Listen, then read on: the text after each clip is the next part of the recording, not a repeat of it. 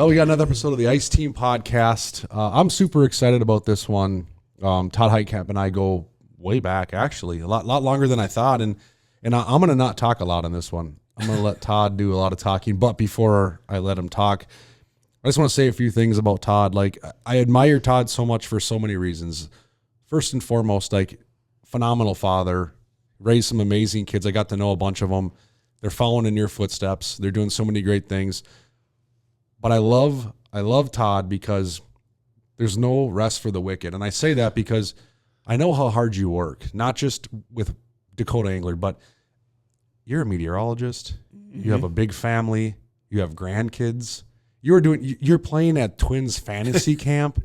Yeah. Like, and I admire that because, like, my uncle gave me a saying when I was 10 years old, and he's in a wheelchair, and he said, Matt, we went fishing early one morning and no one else got up but us. And he said, Matt, you can sleep when you're dead. And I've truly took that to heart. And I think you're one of those guys. And I admire the heck out of it, Todd. Well, I appreciate that. Thank you, Matt. I appreciate everything that you stand for and what you've done too. And a lot of people ask me, how do I do it all the time? And I don't know how I do it other than the work, philosophy that was installed by my dad and my grandfather too. And, it's always great to see your work to come through to completion and to flourish. Mm-hmm. And I can say that with my family, I have 2 boys and a daughter that I couldn't be more proud of at all.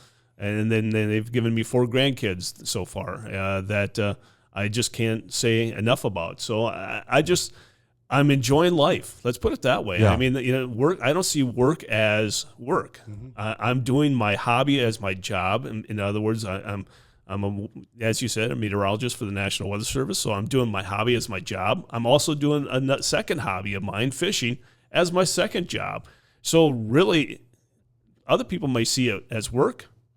I'm enjoying life. Yeah, and I love it because Todd and I are this is fun today. Yeah. We're having fun here for the next hour and 15 minutes. And his son is working literally in the same building. He's a buyer for Dakota Angler, among other things. You wear a lot of hats there, but he's 60 feet away working with our rep, getting ready for battle this season. That's right. Is what they're doing. So, like we said, no rest for the wicked. It's amazing. We're going to jump back a whole bunch. And Todd he kind of put himself in this position a little bit. We're going to jump back. He mentioned maybe him as a kid, right? And one thing we've done with a lot of our pros that we come on the show is kind of peel back the onion. Like, how'd you get into fishing? How'd you get into the outdoors? How'd you get into hunting? What'd you do as a kid? Because I don't want to just sit and talk about Dakota Angler with you. That's boring. There's so much more than that, right? So let's take a big step back. And I'm excited for this because I've known you, I've been here 13 years. I think that's the first year I met you. Yeah, I think we actually ran into each other maybe the year or 2 before you started working here. Possibly, yeah. And you were running Dakota Angler at a church. Yep. No, that was the Ice Institute in the back of the store. Yes, the first year was at the store next door of our store. So in an empty warehouse. Well, let's go back further than that. Let's let our listeners know before we jump in case you have not met Todd. Todd's the owner of Dakota Angler. Phenomenal fishing shop in Sioux Falls, South Dakota. I mean, if you can't find it there, do they need it? You're not going to find it anywhere else. Okay. So it's safe to say. So that's how the fishing world might know Todd, is through Dakota Angler, the giant ice institute he puts on in Sioux Falls. But we're going to take a step back and learn a little bit of history lesson. Sure. Jump on in. What made you tick in the outdoors? What are some things you did as a kid? Where'd you grow up? I grew up in Adrian, Minnesota, which is a town in southwest Minnesota. No lakes nearby. You have to travel to get to a lake. And my grandfather was the first one that introduced me to fishing. He took me to Lake Okabena, which is in Worthington, Minnesota. Okay. About 15 miles to the east of Adrian, right down I-90. Chad Cummings' hometown. Yep. Exactly. Man. We digress. Yeah, exactly. But and he introduced me to crappie fishing off a pier at Lake Okabena, and he said, Todd, all you need is a cane pole, a hook, and a red and white bobber. Mm-hmm. And that's really stuck with me all my life. Sure. It is the fact that, you talked about how much stuff we have available at our store. I keep falling back to what my grandfather told me that day, is that don't make fishing more complicated than what it needs to be. Yeah. And always enjoy what life gives you.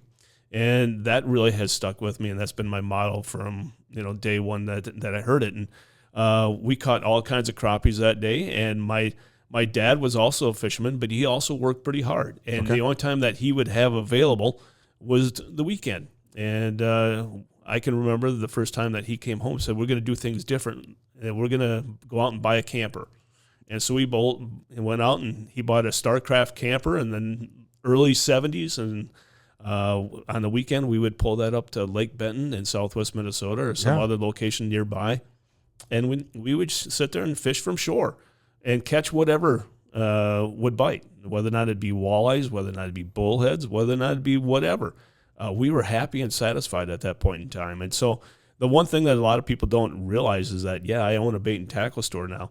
But the first time I sat in a boat was the first boat I bought when my two boys were old enough to go fishing with me. And that was, a 1988 Lund Rebel that I bought in probably 2001, somewhere thereabouts. And so all my life, the majority of my life was spent from fishing from shore, not from a boat.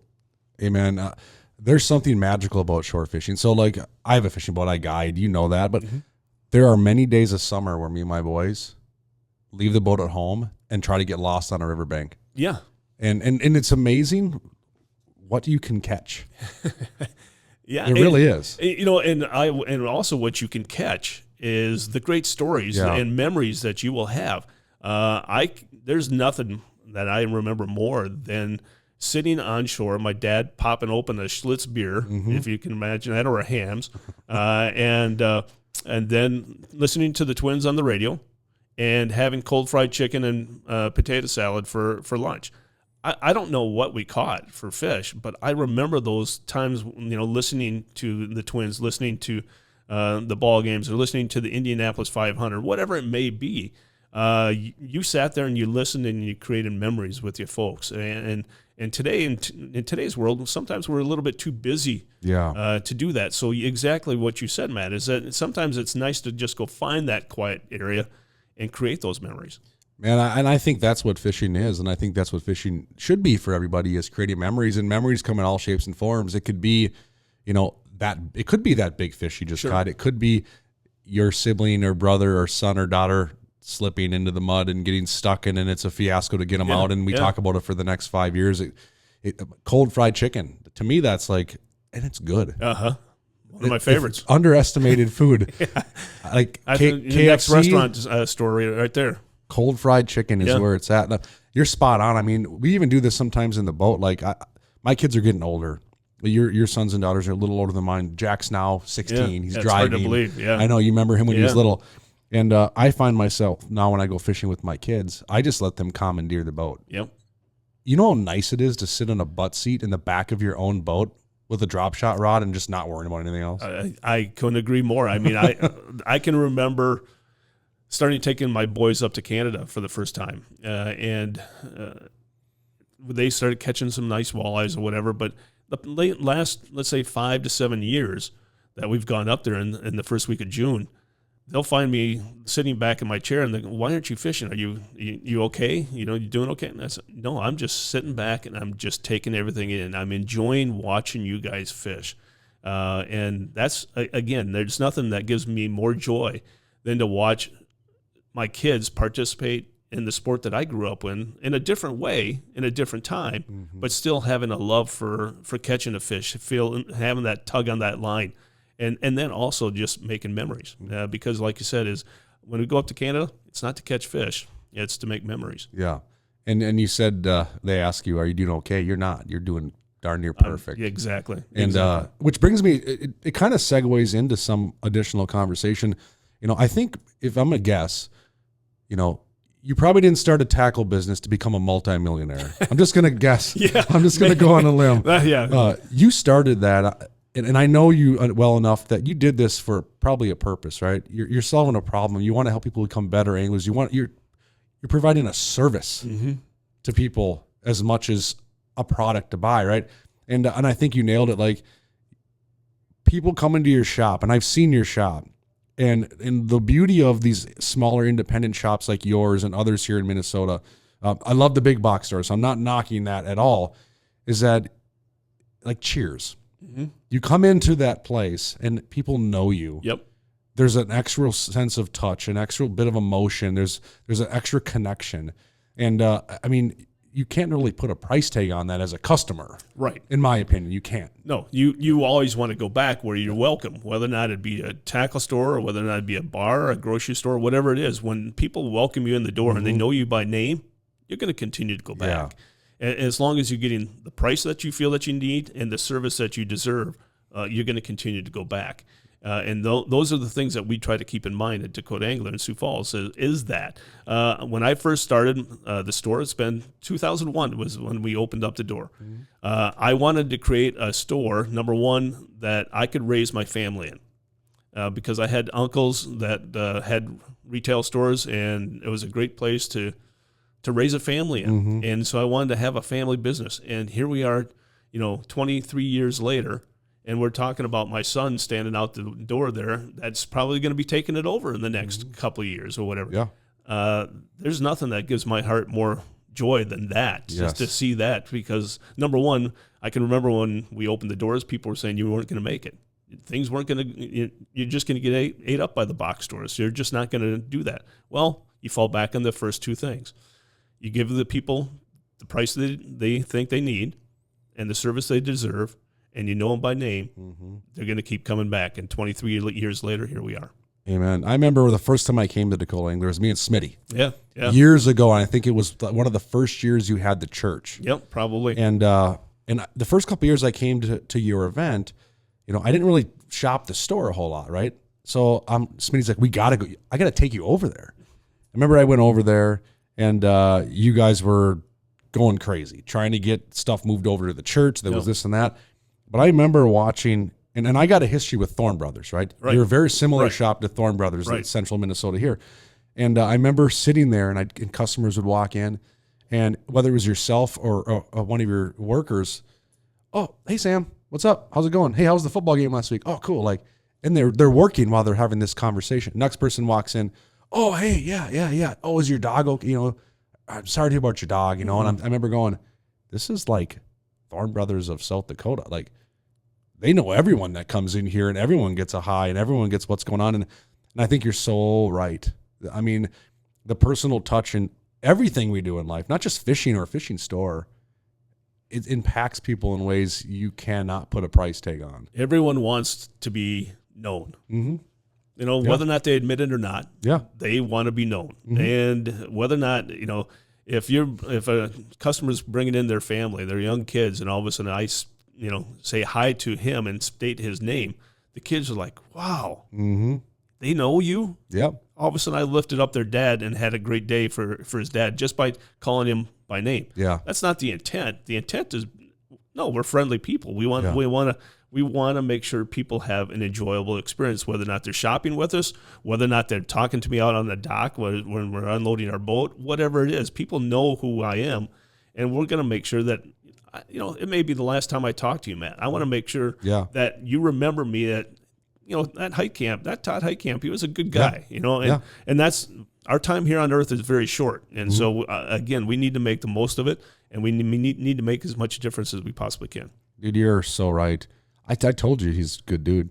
Let's talk Dakota Angler a little bit before we jump into the actual event, just so everybody is aware. There's if you don't know, then open up social media, I guess. There's a huge event going on in November. It's called the Dakota Angler Ice Institute. It's got a rich history. We're going to jump into the history, but this is the end-all event in Sioux Falls and anywhere within probably 100 miles for ice fishermen and women, right? I would think so, yes. It's been going on for 15-plus years, so, it's not going to go anywhere else. So that's for sure. I love it. And dates this year? November 8th through the 10th. And it's going to be hopping. And if you're listening to this, don't judge me on this next comment. I'm just a very real person. I go to a lot of fishing events, Todd, and I mean this with all my heart. I go to a lot of them, all of them. I love every one of them. Yours is my favorite. Oh, thank you. And I say that for many reasons. It's a breath of fresh air. You get to work with some of the coolest customers around. And I love all my customers here. Don't get me wrong. Please don't throw stones at me on the street. But everyone that comes to your event is so excited for fishing. And it's not, there's not a tire kicker. They're not there trying to weasel you on pricing. They're not trying to be rude or obnoxious. They're not drunk and falling over. They're having some fun. Don't get me wrong, but it's just a very pure crowd. And I get to see some pros I never get to see. We have some crazy selling ability there. I mean, it's just you have the perfect storm for an ice fishing event. There's no disconnect between like a company like Clam and you as the retailer.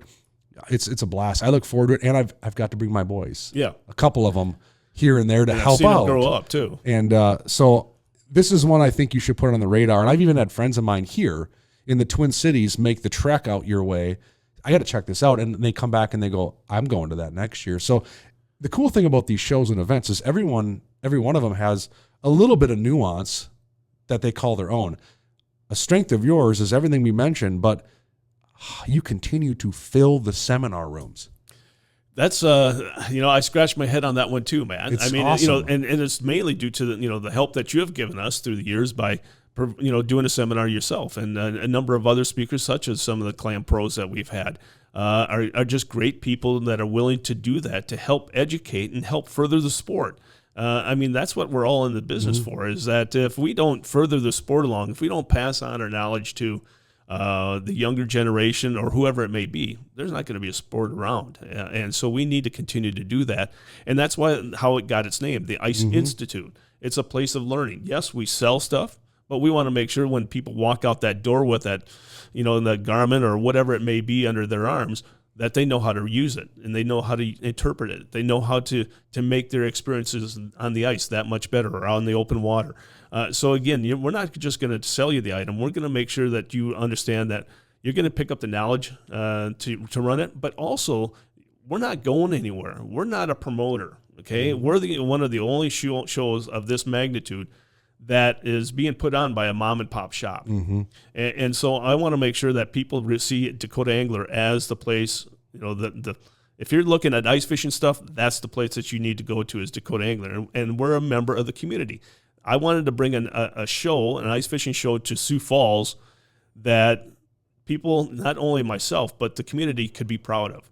And that's the whole beauty of this, is that the Chamber of Commerce, the Tourism Board, all of them have gotten behind this effort to continue to try to make it better and better each year. And with the help from Clam and yourself, from Ice Team, it continues to do so. Yeah, and you mentioned Ma and Pa.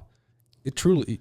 Ma and Pa are there. Ma and Pa, yeah. Son, daughter, they're there. Grandkids, they're there. It's a family thing. That's exactly right. When we say all hands on deck, that includes the family too. Yeah. And Todd has a son.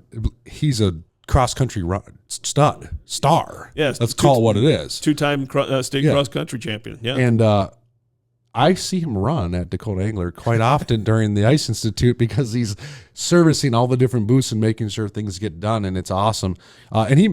Todd, I just kind of chuckle. He mentioned, people walking out the door with Garmin units. I saw a lot of customers sprint into the door. It was nuts. To get their hands on a Garmin Live Scope bundle. I remember I'm sitting at the Ice Team booth. There's a line winder hanging out. Doors are open. Let's have a great day, guys. And I'm watching like grown men sprint past me. And I'm looking for the fire. Like, what's going on here? I mean, they're like a fast jog. And I think within 5-10 minutes, I see them come back with Live Scope bundles in their hand. Yeah. Well, then they come back in. Correct. And actually attend the show. Yeah.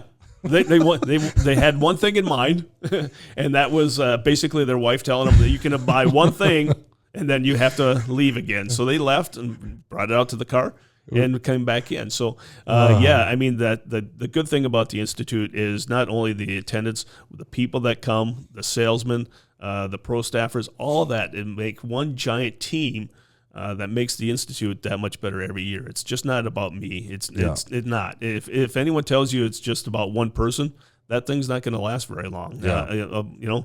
It takes a village to do something like that, and we have plenty of people to help us. I think you've proven that time and time again. I think let's go back and let our listeners learn about the history of the Ice Institute, because we talked about Ice Institute. That's kind of what you came up with it. And I remember when I first came there, it was seminar after seminar after seminar. I remember I attended really came into fruition with the show when it was at the church. I know you did it in the back of your store a couple different times, but I started coming when you went over to the nearby church. Correct. Yeah, our church at that time was Central Baptist Church. We were attending, and they had a gymnasium, and we were looking for a place to go because it first started out, as you mentioned, as an empty storefront next to our retail store, and we moved a lot of inventory over just to kind of get things going, and we set up, if I remember right, 50 chairs, 50 folding chairs.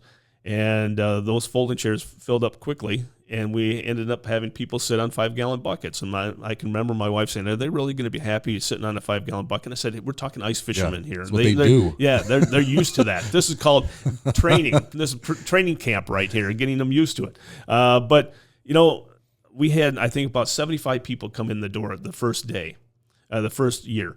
And I looked at my wife afterwards, and she said, "Is this really worth doing another year?" Because even 75 people, it was a lot of work. Yeah.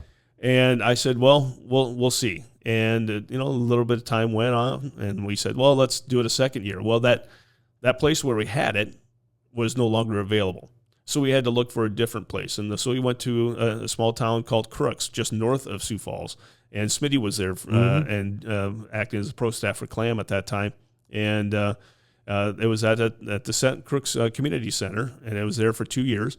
And again, we kept getting bigger and bigger, and we needed a place to have that in a larger venue. And the Central Church with their gymnasium fit that bill. And they said, "Yeah, Todd, we'd be willing to rent that for you." And so we stayed there for 3 years.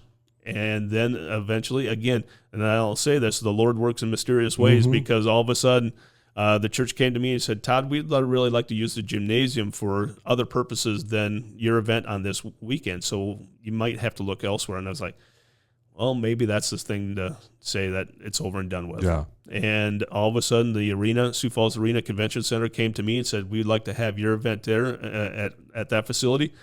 And it was one of the scariest moments I had, because I was sitting there thinking, is it really going to flourish? Do I want to spend all this amount of money for a lot of nothing? Yeah. And it was been anything but that. It's been everything positive. Oh, I remember the days at the church. It was a lot of fun. I remember the seminars. I think the first year you had them in the gymnasium. So all the vendors in your area for sale, same location, kind of shut down while the seminars went on. And very well attended. I mean, to this day, you of any show that exists, St. Paul Ice Show included, you quadruple their seminar attendance. So you're doing it right. And I remember it would shut down. And then I remember, was it the next year we moved seminars into like the music room? Correct. They had a cool little arena. Yeah, little student area. Yeah. And I remember you always knew when there was a seminar going on. Because there's no one else on the show floor. Because we'd have 250 people on the show floor going crazy at any given minute, talking, learning, and then we dropped to like 25. And I remember Smitty and I would look at each other, and Brian Brosdahl or Tony Roach, whoever was there, all the other pros and sponsors and affiliates were like, "Oh, there must be a seminar going on." So you brought us together in ways you don't even realize, Todd. So while these seminars went on, all the industry folk, no matter what hat you had on, all congregated at the center of the basketball court and had small talk and got to know each other. I actually met some of the people I know now at, you call it a competing brand, at your event. Oh, really? Because we had to pass the time, and it's like, "Hey, I'm so-and-so with Clam. Oh, I'm so-and-so with Otter, or I'm so-and-so with Rappler, or I'm so-and-so with Markham." And we all became friends.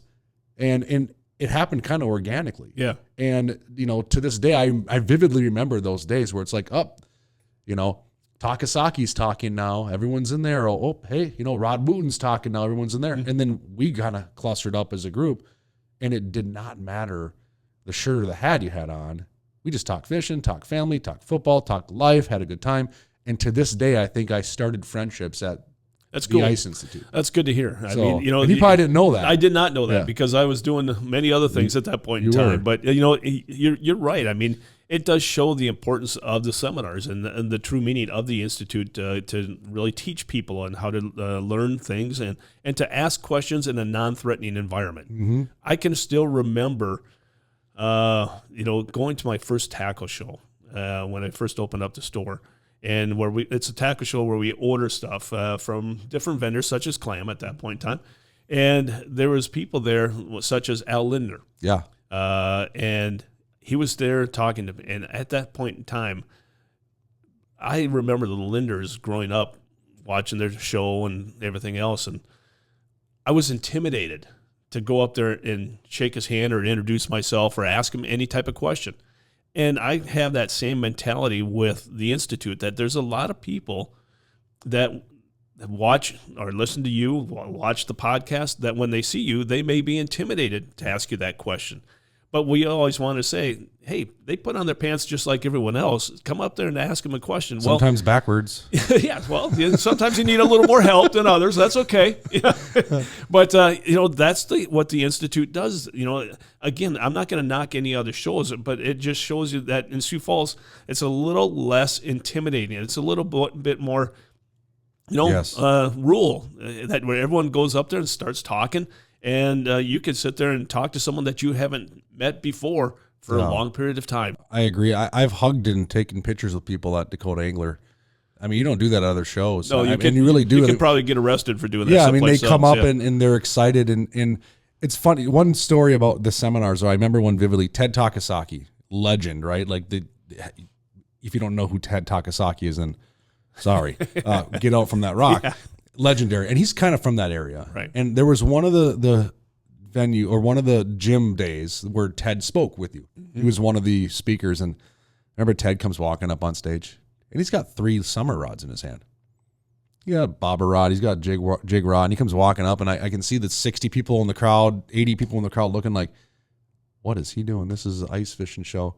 Ted gets up there and starts talking fall walleyes and open water walleyes and this and that, and I remember the crowd's like, dude, this is an ice fishing show. And he's like, oh, that's a cold sport. Yeah. I've never done that before. He's like, that's for people that get cold. And I remember I was standing right next to Brian Brosdahl, and Bro just starts laughing. And he goes, that's Ted for you. Like, and Ted was just like open book. He's like, I don't like the cold, this and that. And he went on to absolutely woo the crowd with open water walleye knowledge that I think you can't put a price tag on. Like, I remember looking at him and going, I remember looking at Brian and looking at these guys that are way better walleye fishermen than me, and they're like, didn't know that. I didn't know. So what my long story longer, like, you brought people to that event that just wanted to teach people about what they are really good at in the world of fishing. And all of those 60, 80 people that were watching, even though it wasn't ice fishing, got on the edge of their seats and learned so much from Ted talking open water walleyes at the Ice Institute that they went away with continued knowledge. And I think I remember that, like, it went from, oh no, well, I did not plan this one right, to like probably the best seminar that day. It's I know exactly the moment that happened, because I was standing off to the side too, and when Ted said that, I just started laughing. I was like, oh, well, here we go. Let's go for the ride. And it turned out to be a great ride. It was awesome. Yeah. Yeah. And that same weekend, at that time that you're referring to, is the one that I did a seminar. Mm-hmm. And I had my dad's mounted walleye that we talked about, because my dad just passed away. Just passed away just shortly before that.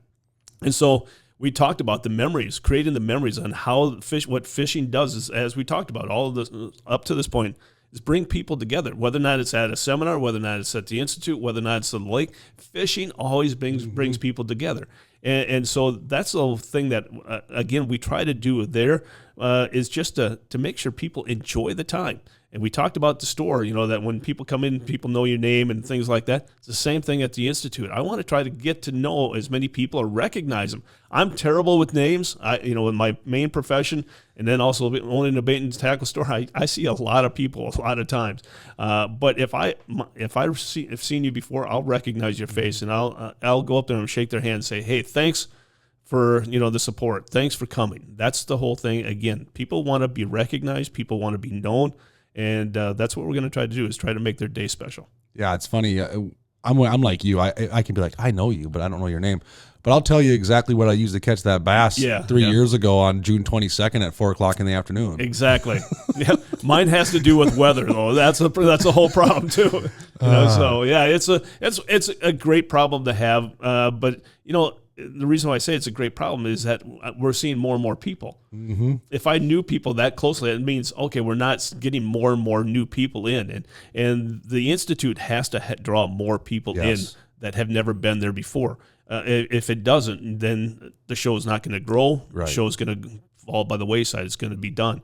And so we need to draw more and more people in. And that's where the help of yourself, the help of the people that are listening and watching this podcast, that's where we need that help. To get more and more people in, because we're not, people will say you'll never beat St. Paul. Guess what? I'm not trying. I'm not trying. I'm not trying to be St. Paul. I can't be St. Paul. I'm being Dakota Angler. I'm being Todd Heitkamp, and all I can do is control what we do, and we're going to try to do it the best way we possibly can. Plain and simple. Let's walk through the show quick, because I want our listeners to understand.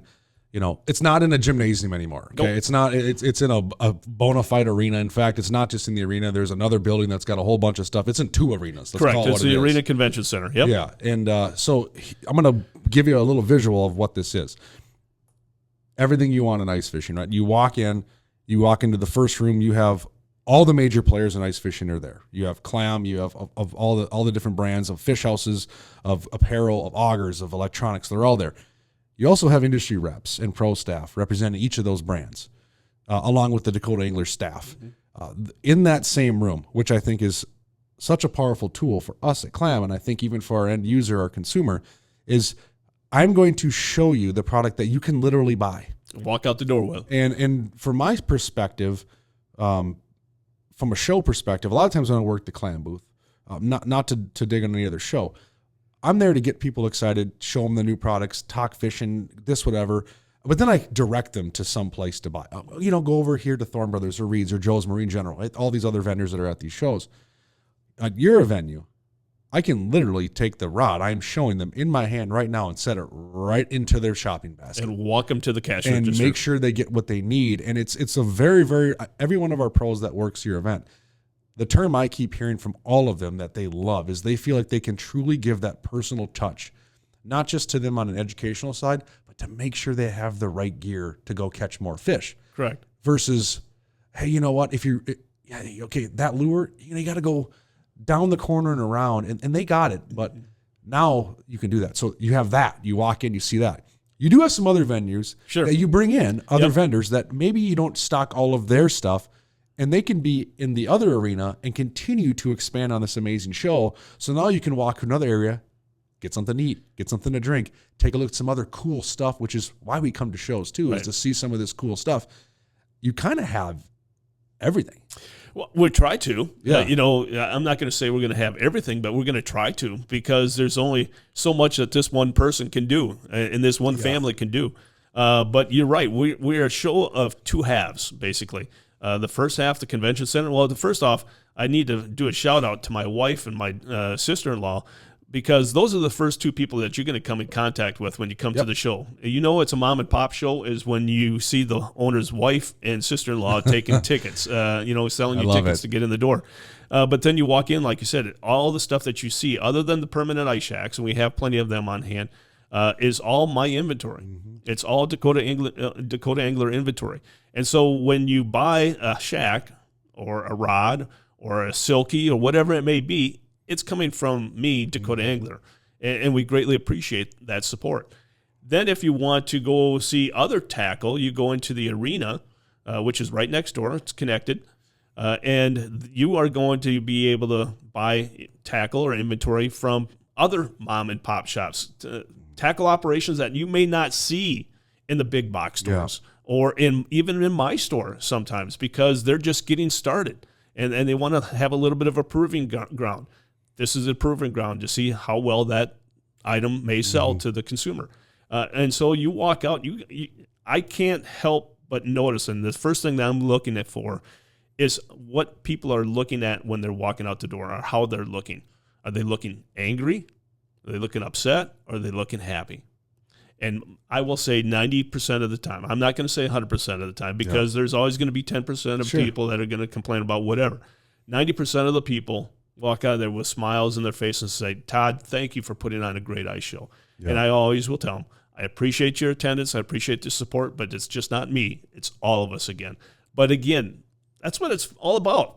If people aren't enjoying themselves, if they're not finding good deals or getting what they want, they'll go someplace else. They'll make the drive up to St. Paul. They'll go wherever they need to find that. Yeah. I want to keep them in our back door. Yeah, and I see so many customers revisit the same day. Yes. Many times where I'll see somebody when the door opens and then at lunch, hey, nice to see you, bye. And then like 2:30 rolls around, I'm like, oh, you're back. They're like, yeah, and then they got a buddy with them. Like, yeah, we want to come back, and I forgot something. I want to look at this. So I think that's wonderful. We should touch on the seminars. Yeah. Do you want to divulge in a couple speakers or who's That's coming? fine. I don't know. I know you got. I know two people coming that I'm really excited about. That I think your fans are going to love. Go ahead. I know Bart and Griff from the Chronicles are coming out. Yep, they're going to be there, and they are. I'm telling you, Todd, they are so excited. And you're talking about 4 individuals: Bart, Griff, Waldo, and Pink, the Crappie Chronicles. That you're not going to find a more passionate group of diehard ice anglers. Period. I mean, they love what they do. They love the consumer. There's no ego in any of these kids. And I say kids, Griff's like my age, but I'm not going to poke at influencers nowadays. There's so many phenomenal ones, right? But the perception is like we have all these egos, right? Mm-hmm. I would argue the opposite. I would argue that they're influencers because they want to make you better at something, right? What does the word influencer mean, right? That's so correct. You look at Griff and Bart, who are pretty much going to sacrifice a weekend of hunting or whatever they do. I don't know. I don't hunt. They really, really, really want to come out there and talk fishing with everybody. Yeah, I talked to Adam, and he, when we first set this up, and he recognized. We all recognize that it's opening deer weekend in Minnesota. He's sacrificing that to come down to Sioux Falls for the entire weekend, and people wouldn't do that if they didn't want to. Share their knowledge with others and to influence the people that are there.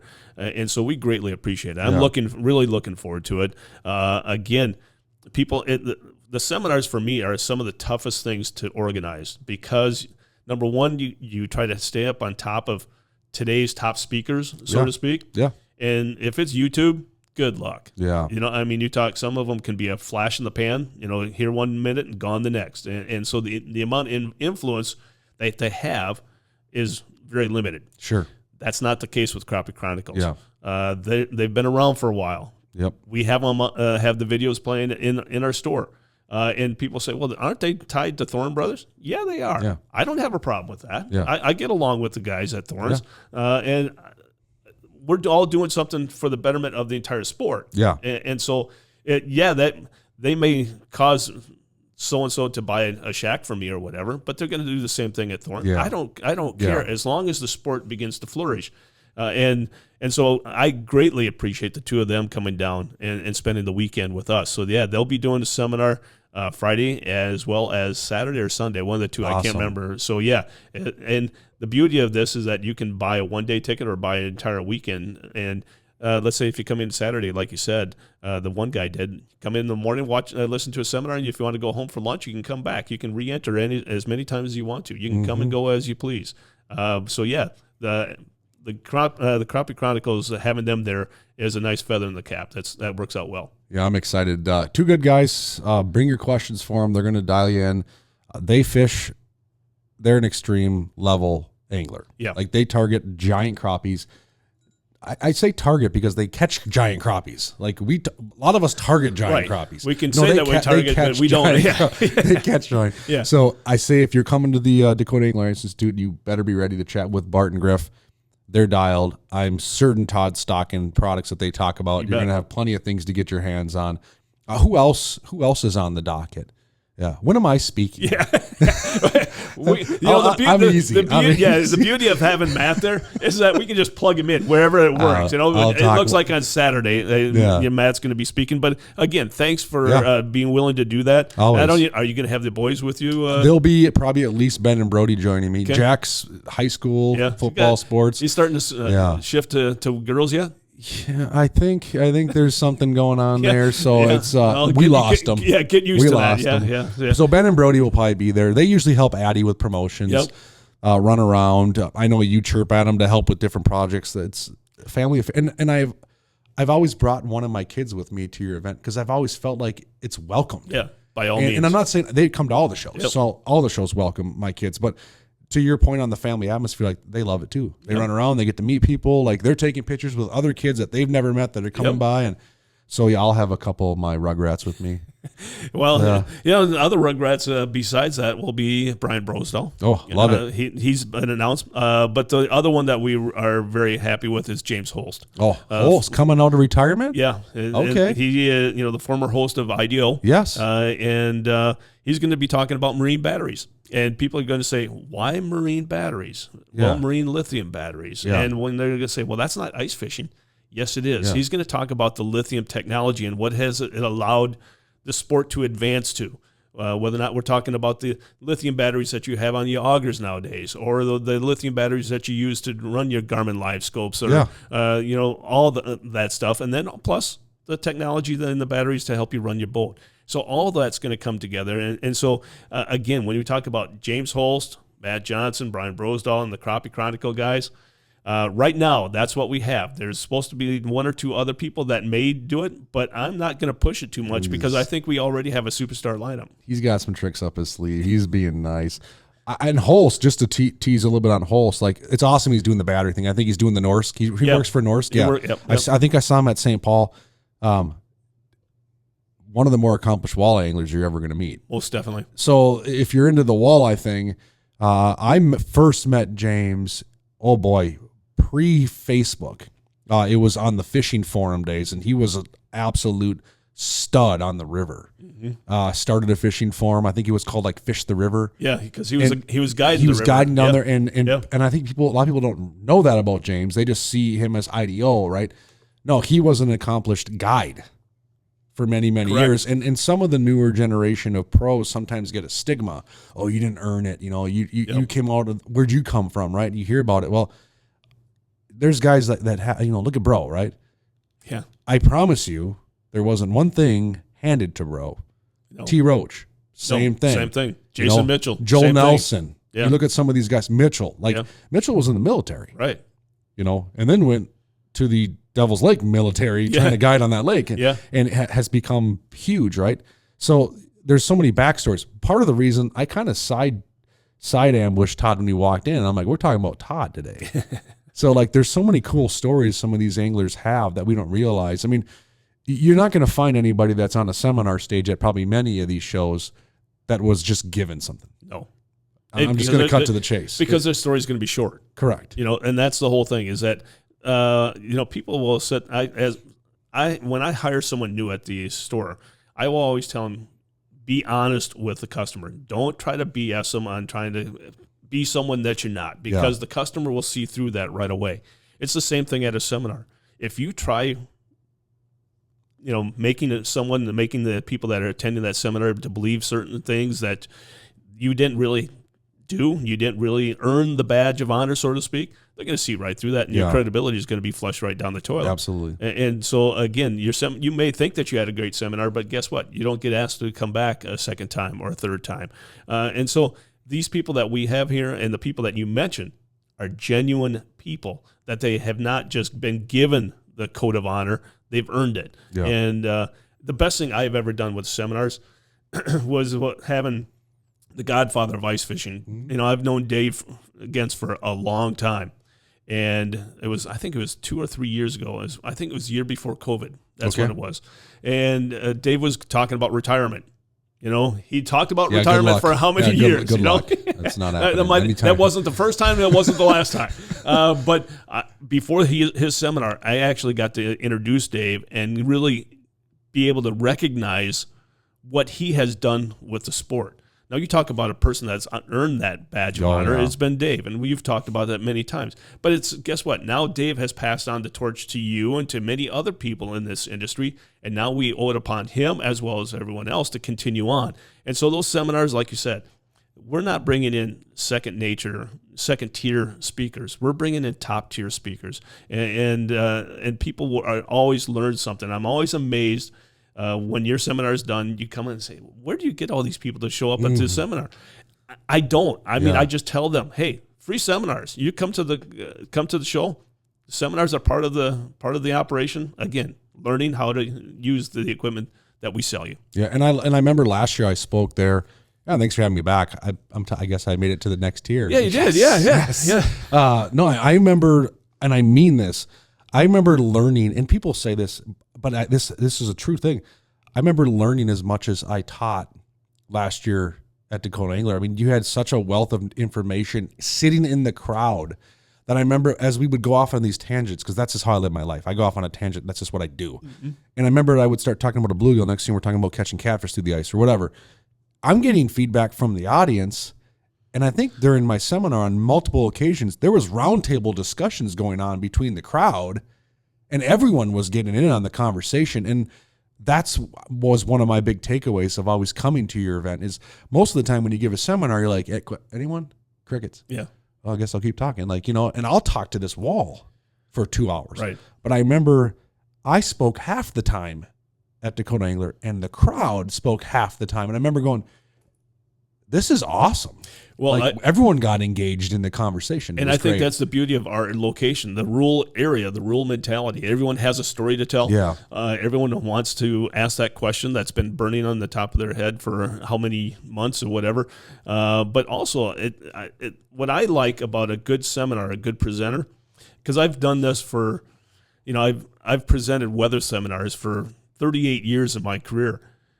And I've learned from some of the very best in giving seminars and saying that you need to interact with the crowd. Yeah. The best presenters, the seminar speakers, will interact with the crowd, because if that crowd is bored, no matter what you say, it goes in one ear and out the other. Yeah. But if you engage them, if you listen to their questions, and now all of a sudden the seminar becomes more interactive, you get a winner. Yeah. And people are going to say, did you remember what Matt Johnson said about this and that?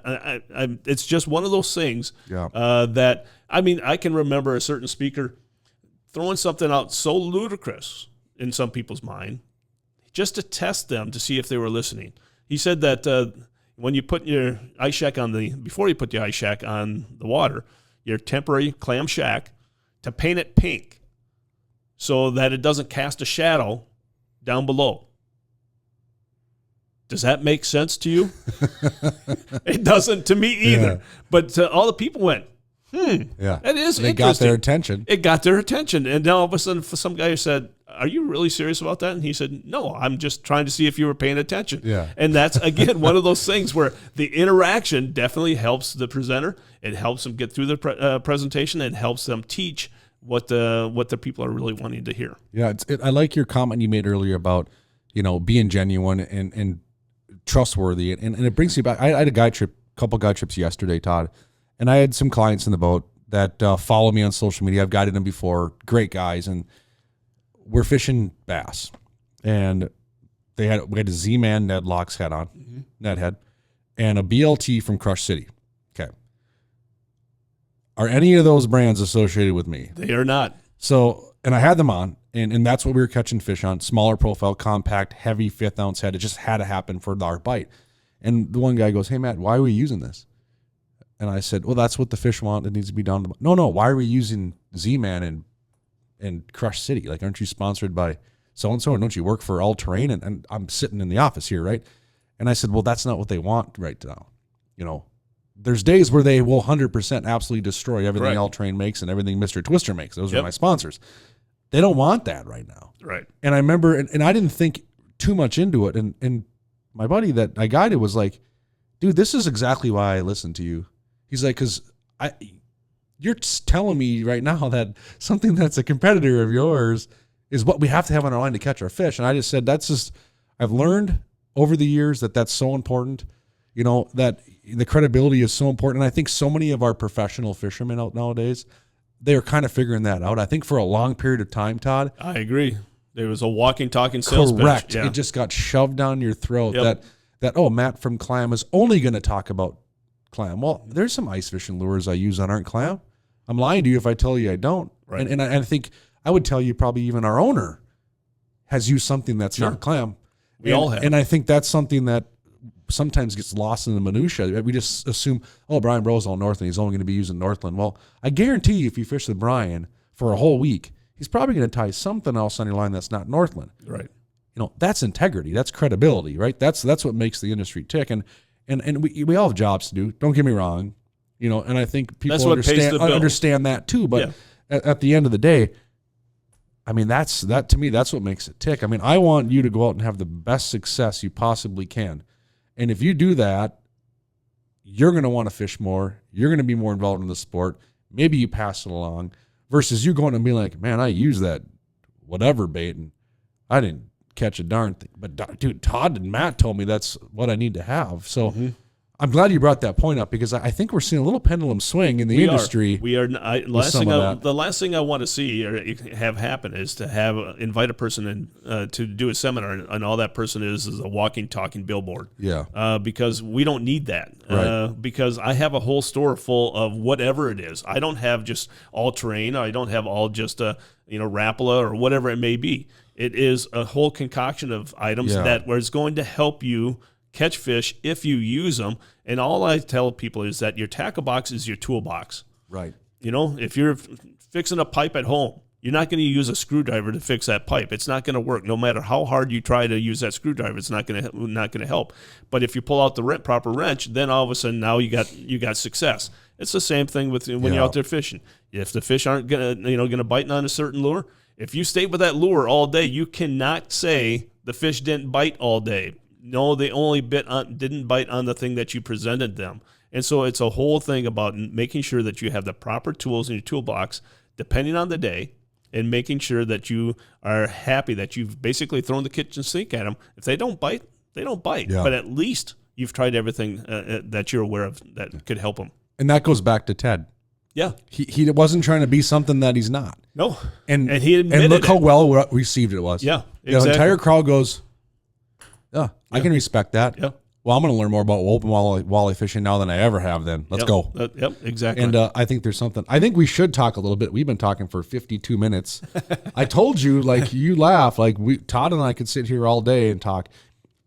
I think we need to talk a little weather. A little bit. Sure. And I know you assume that's probably going to happen.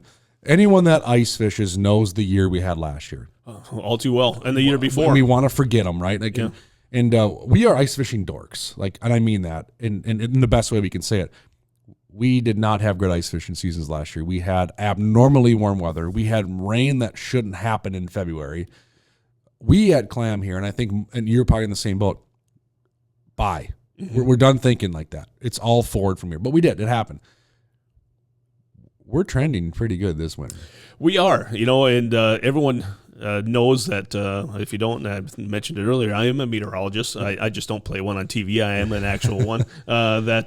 And I happen to also own a bait store. So you talk about two great things coming together at the same time, and it really hurts. Last year when I was going into the fall, we were setting the stage for another Ice Institute, and I was looking at the forecast and was like, this is not going to be good. Yeah. I mean, it's going to be way too warm. And, none of us as meteorologists would have predicted the winter that we had last year. I mean, it was unheard of. What winter? What winter? That's exactly right. But there's nothing you can do about it. You got to do the best you possibly can do.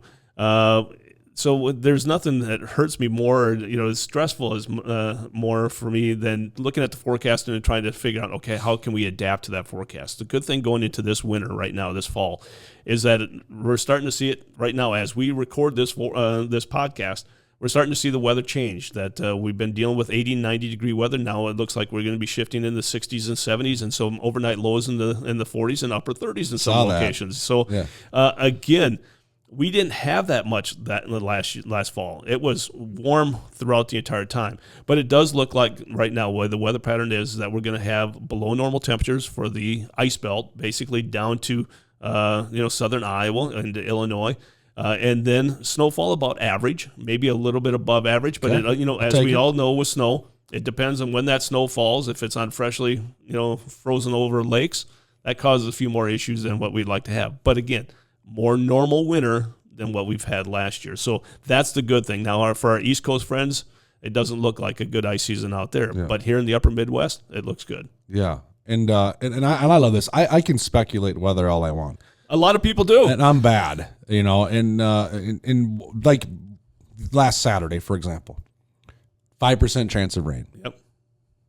I had a guy trip canceled because of a lightning and thunderstorm that came through on a 5% chance of rain day, right? Yep. So those are things you can't predict. But I already knew the answer Todd was going to give us, because I know we're looking at a pretty good winter ahead of us. And some of these predictions, right? I don't know the exact terminology you use in the weather world. They're pretty good.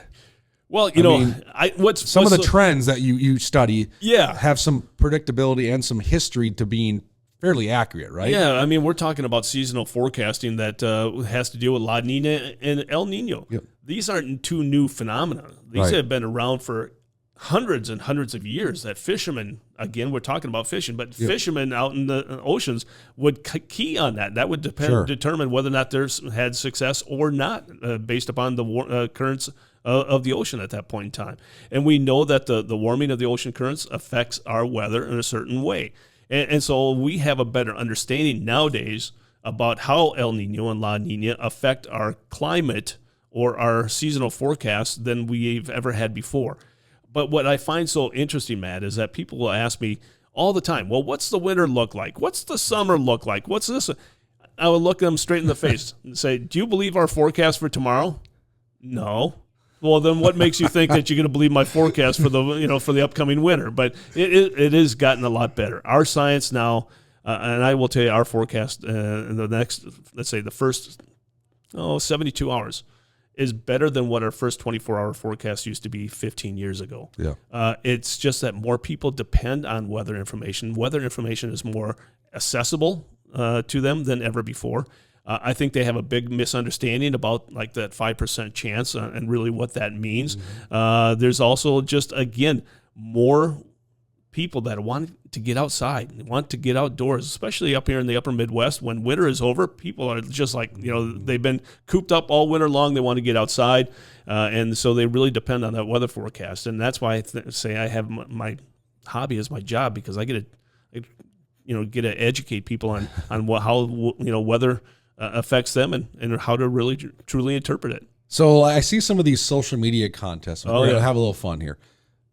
Give me 10,000 likes and I'll do this. So if we can get 10,000 people at Dakota Angler, guaranteed cold, 15,000, 20% guaranteed. What's the threshold here? So can we? Is this a? Are we talking $10,000 here? Or are we talking? So how many people have to come to Dakota Angler to guarantee a really cold ice season? Yeah. Come on, folks, let's get here. Yeah. So if you give me 10,000 people in the door at the Institute, I'll guarantee you it will be cold. I love it. So we got to have fun. Yeah. No, I don't envy our meteorologists sometimes. I got to know some around here, great guys and gals. I mean, there's got to be so much to learn, and it's like fishing, it's ever changing too, right? Well, I was going to say, and I know some of those guys up here too, and the ladies that I've worked with them as well. Yeah. They used to be down in Sioux Falls, and so the meteorological community is just like the fishing community, very small, very tight knit group, and you constantly learn. If you're as a fisherman, say, I'm done learning. Yeah. You've lost it. Yeah, not happening. Garage sale. Yeah, exactly. You might as well give up your equipment. It's the same thing in being a meteorologist. You can never say that you know it all, because you're constantly learning. Something is changing. Something is come out with new technology, such as the upgraded radar, and it allows us to see things that we've never seen before. And go, geez, can you believe that? Yeah. It's the same thing with forward-facing sonar. That comes out, and we go, wow, can you really believe that? So, again, very comparable fields of study. And so, again, it's one of those things that you don't stop learning when it comes to meteorology. And again, you want to tell a story. As a meteorologist, you have to learn how to tell a story. If you want the public to believe you and have that credibility, they better believe that you're not lying and that they trust you. Because if they don't trust you, when you need them to listen the most, when we issue that tornado warning, that tornado's heading their way, and they don't listen to you or they don't trust you, there's going to be a catastrophe, and that's what we want to try to avoid. Yeah. So as a meteorologist, I mean, I obviously know as an angler and a guide and a fisherman, weather plays an important role. Huge. How has you call it a hobby, but it's a part of your way of life.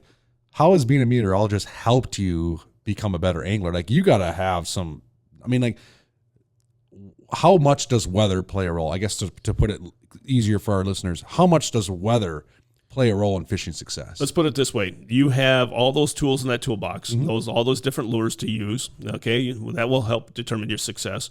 But you can control that success by changing up the lure, right? Yep.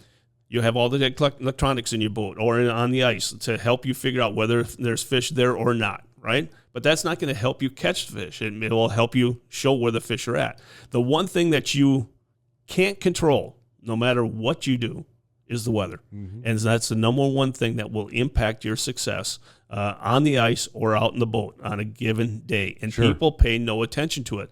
Because why? Number one, which is good, because I always tell people you go fishing when you can go fishing. Don't worry about the weather unless it's nasty out there. Yeah, I agree. But you go out when you can go. That's where you have to pay attention to the weather to help you fine tune that success. To let you know if the pressure's rising, I need to fish this way. If the pressure's falling, I need to do this. Those are the things that I've learned through the years. When we talked about Ted Takasaki, he heard me give that seminar probably 20 years ago now, and he had a thing called Walleye University. Yeah, I remember that. And Ted had me come to Chicago, and he also had a university in Sioux Falls, and where I gave the presentation on how weather, or specifically how air pressure, will determine your success out on that body of water on a given day. All too often, people don't pay attention to that, and they wonder, I was at this spot yesterday, and I caught all kinds of fish, and now I go out to the same spot today, and there's nothing there. They're gone. Well, what's changed? I'm using the same lure. I'm using the same bait and using everything else. Sun's in the same spot. Yeah. There's other subtle changes that you don't really realize unless you have an achy joint, that you'll know that the pressure's changed and that has affected the fish's behavior. So to let our listeners understand this a little more, like, high pressure, does it generally change fish location in the water column? Yes. I mean, that goes, they probably push deeper into the water column. Correct. And low pressure, they get a little more active, do a few more things. Now, does it make a big difference when there's a very abrupt change? Yes, that's when you're usually going to notice it the most. Yeah. And I mean, people have always heard, the fish bite best right before the storm. If you've ever been out there on the lake and a thunderstorm's approaching, the wind is usually out of the south and the pressure's falling when you have the wind out of the south. And the fish are out in the prowl. They're hungry. They're looking for food. And you're catching fish left and right. You go get off the water because all of a sudden you see the storm approaching. Then you go out after the storm has passed, and you go out in the same spot, and you go, what happened? Yeah. Well, guess what? The wind direction changed somewhat briefly now, but it's out of the northwest, and so the pressure is rising. That's changed that fish behavior. Yeah. It's pushing them down now. They're more lethargic. They're more negative than what they were before, and so they don't want to eat because their stomach is full. Their air bladder is large, and so it takes up more room in their body. They're not hungry, so they're not going to bite the same way until that pressure equalizes again, and then they'll go back out to their normal behavior. I think Todd should speak at the Institute again this year. I don't think so.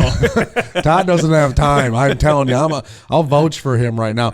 This is about this is when I hear Todd call my name. Hey, man. Yeah. That's about what we get a couple times a day at the Dakota Angler Ice Institute. And then when we're all done, we go have a beer and hang out. Then we can relax. Yeah. But no, weather 100% I think plays such a role. And I think it's one thing I think is fun, and anglers can attest to this, that fish on a consistent basis, even if you're on a week vacation, you're fishing every day at a cabin or something, pay attention every day to the nuances in the weather in compared to your success rate of catching fish. Correct. And I think you nailed it. Like a few minutes ago, you made a comment like everyone's got the best tools, the best gadgets, the forward-facing sonar, the boats, the nice fish houses, the electric augers, whatever it is. They have the tools to be successful. They don't think about the other things that are very important to fishing. And I agree with you 100%. Weather is probably the most underutilized aspect of fishing that an angler thinks about. They just don't think about weather and how it impacts a day of fishing. And I probably, and correct me if I'm wrong, I'm guessing it impacts ice fishing more. Yeah. Because there's already some level of pressure. Correct. With that sheet of ice on top of the lake and a number of variables that continue to impact the fish down below. Now, before I explain that a little bit further, remind me here in a little bit to tell you the story about my grandfather, to bring it back from the beginning when we talked about the history of that I have with fishing. But the air or the atmosphere around the earth is like this water in this bottle. Yep. Okay? This water in this bottle is not changing. The amount of water in there is the same, right? Yeah. The position is changing, but the water is staying the same. That's the same thing with the air, okay? Yep.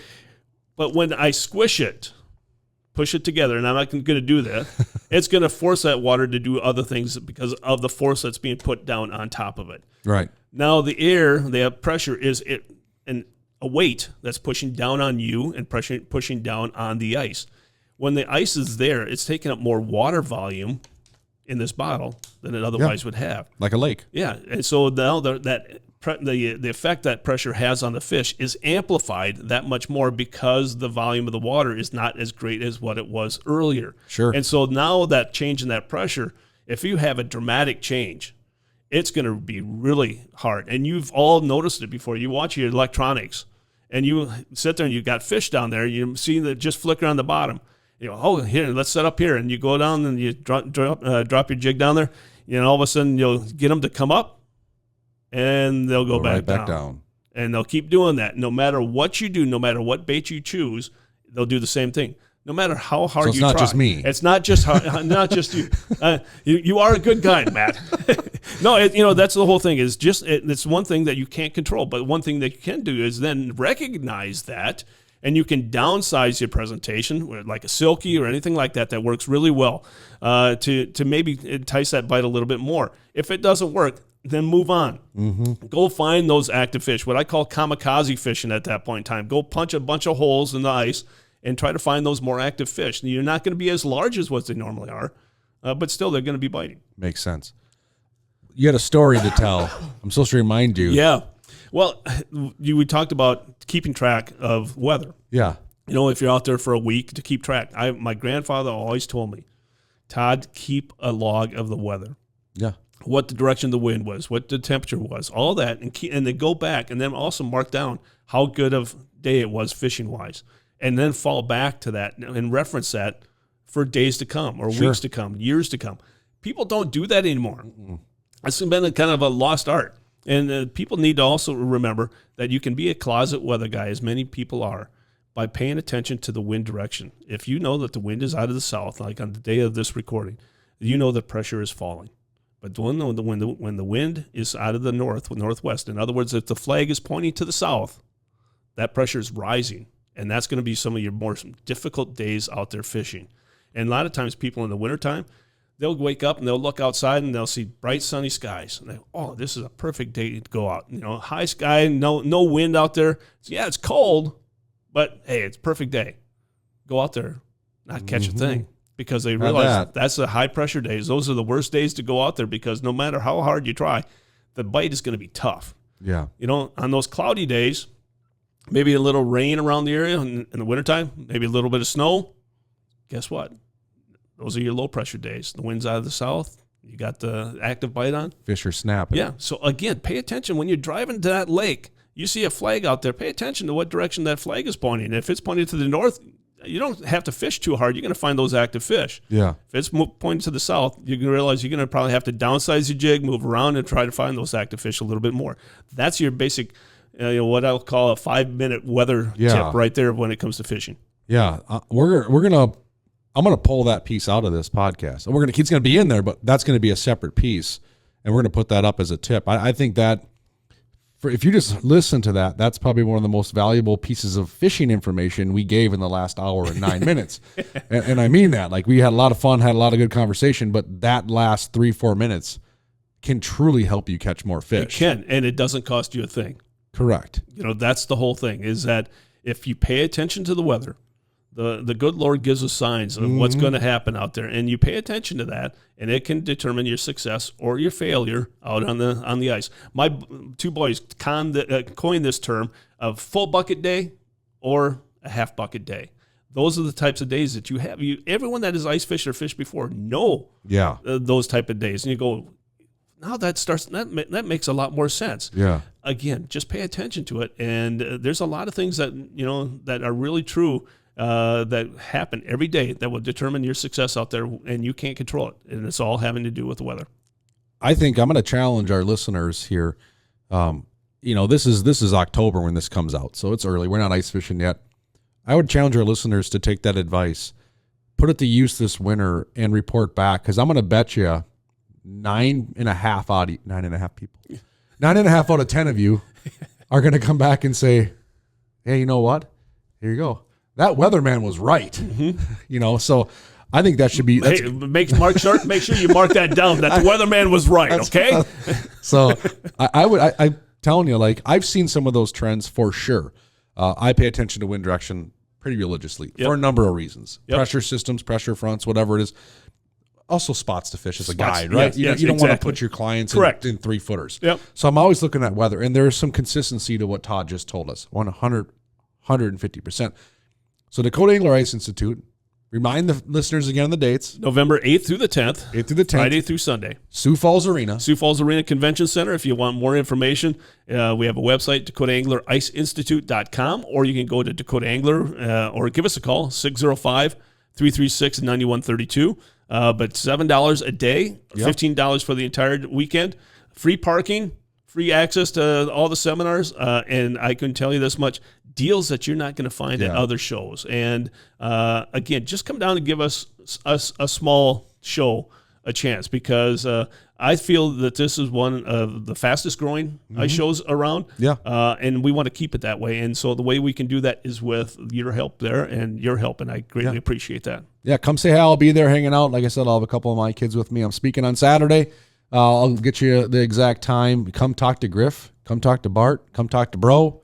Yep. Come talk to James. And come talk to me and say, hey, I've enjoyed listening to you and Matt on the podcast. Come up and talk to me. Introduce yourself to me. That's the whole idea. So, Todd, thank you, brother. We love you, man. See you in November. It's awesome having you here. The industry is in a better place because of you and your family and what you're doing. I truly mean that. And back at you, my friend. You're doing phenomenal things. I'm excited to hang out at the Dakota Angler event here coming up in 6 weeks. Yeah, roughly. Yeah. You don't want to hear that because you're like, oh, boy. I want to keep my hair yet. A lot of work to do, but the work will be done. It'll be another fabulous event. You got to be there. Well, there we go. Another episode of the Ice Team Podcast. We had Todd Heitkamp from Dakota Angler Ice Institute and Dakota Angler Meteorology, whatever you want to call it. He's got so many hats. His hair fell. And Vikings fan, too. Vikings fan. Good year so far. 4-0 as we record this podcast. It is awesome. If you are a football fan, we're doing big things. We're doing big things. Well, let's just keep the boat rowing the right direction, huh? Knock on wood. So thank you so much for tuning in. Another episode of the Ice Team Podcast. Matt and Todd coming at you, and we will catch you next time.